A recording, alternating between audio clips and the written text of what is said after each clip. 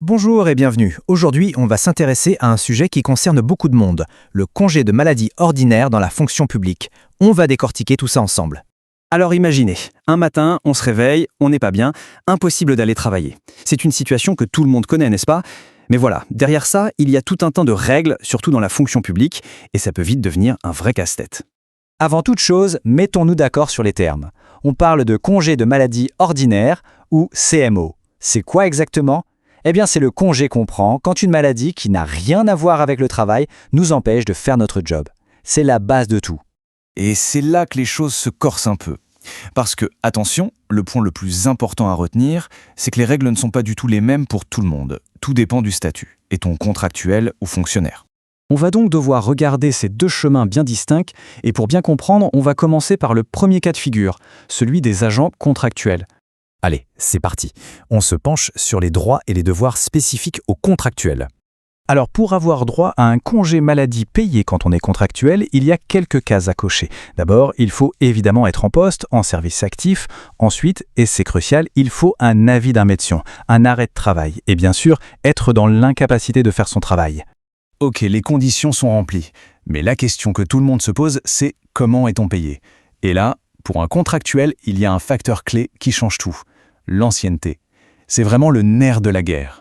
Regardez ce tableau, c'est très parlant. Si on a moins de 4 mois d'ancienneté, eh bien l'employeur ne maintient pas le salaire. Par contre, dès qu'on passe le cap des 4 mois, les droits s'activent. On commence avec 1 mois à 90%, puis 1 mois à 50%. Et plus on reste, mieux c'est. Après 2 ans, on passe à 2 mois pleins. Et à partir de 3 ans, on atteint le maximum pour un contractuel avec 3 mois à 90%. Bon, maintenant, la paperasse. C'est peut-être la partie la moins drôle, mais elle est super importante. L'arrêt de travail que le médecin donne a 3 parties, 3 volets. Il ne faut pas se tromper. Les volets 1 et 2, c'est pour la Sécus, la CPAM. Et le volet 3, c'est pour l'employeur. C'est une mécanique qu'il faut vraiment respecter. Et attention, il y a un chrono. Une fois que le médecin a signé l'arrêt, on a 48 heures, pas une de plus, pour faire parvenir le volet 3 à son employeur. 48 heures, c'est la règle d'or, à ne jamais, jamais oublier. Ok, on a vu le cas des contractuels. Maintenant, on change de décor. Passons à la voie des fonctionnaires. Vous allez voir, c'est un autre monde. Alors, qu'est-ce qui change concrètement? La condition de base reste la même, être malade et ne pas pouvoir travailler. Mais c'est sur la durée et l'argent que tout est différent. Un fonctionnaire peut avoir jusqu'à 1 an de congé maladie ordinaire sur une période de 12 mois consécutifs. C'est déjà une grosse différence. Et côté paye, c'est aussi beaucoup plus simple à retenir. Fini le calcul en fonction de l'ancienneté. Pour un fonctionnaire, c'est une règle unique. Les 3 premiers mois, on touche son plein salaire et les 9 mois suivants, on passe à un demi-salaire. C'est clair et net. Par contre, s'il y a bien une chose qui ne change pas, un point commun entre contractuel et fonctionnaire, c'est cette fameuse règle des 48 heures. Le délai pour envoyer son arrêt de travail à l'employeur reste le même. La rigueur administrative, elle, est la même pour tous. Bon, mais imaginons une situation plus compliquée. Le congé maladie s'éternise et dépasse les 6 mois d'affilée. Qu'est-ce qui se passe à ce moment-là? Eh bien, le système a prévu un mécanisme de contrôle, une étape supplémentaire qui se déclenche. Cette étape, c'est la saisine du conseil médical. C'est une instance officielle qui va être consultée. Son rôle, examiner le dossier de l'agent et donner un avis d'expert. Est-ce que la personne est apte à reprendre son travail ou non? C'est une étape vraiment déterminante. Que ce soit au bout de quelques semaines ou d'un an, tout congé maladie a une fin. Et là encore, plusieurs chemins sont possibles. Voyons voir ce qui peut se passer concrètement.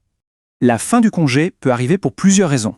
La plus simple, l'agent ne fournit plus d'arrêt de prolongation.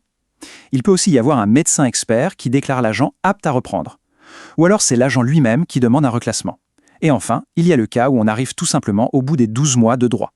Et quand le conseil médical a été saisi, son avis va vraiment orienter la décision finale. S'il dit apte, eh bien c'est retour au poste. S'il juge l'inaptitude temporaire, on peut aller vers une prolongation du congé ou un reclassement. Et dans le cas le plus lourd, celui d'une inaptitude permanente, c'est la mise à la retraite pour invalidité qui est alors envisagée. Bon, on a vu beaucoup de choses. Pour être sûr de ne rien oublier, récapitulons les points essentiels, la checklist que tout le monde devrait avoir en tête. Ce sont vraiment les règles d'or. La première, savoir si on est contractuel ou fonctionnaire, ça change tout. Ensuite, le fameux délai de 48 heures. Évidemment, toujours justifier ses absences avec un avis médical. Bien comprendre comment sa paie va être calculée. Et enfin, la base, garder le contact et informer son employeur. Voilà, on a fait le tour des règles. Mais au-delà des formulaires et des délais, ça nous amène à une question plus large. Connaître les règles, c'est une chose, mais comment, au sein des services, peut-on mieux accompagner les collègues qui traversent ces moments difficiles? C'est une vraie question de fond. Merci d'avoir suivi cette présentation.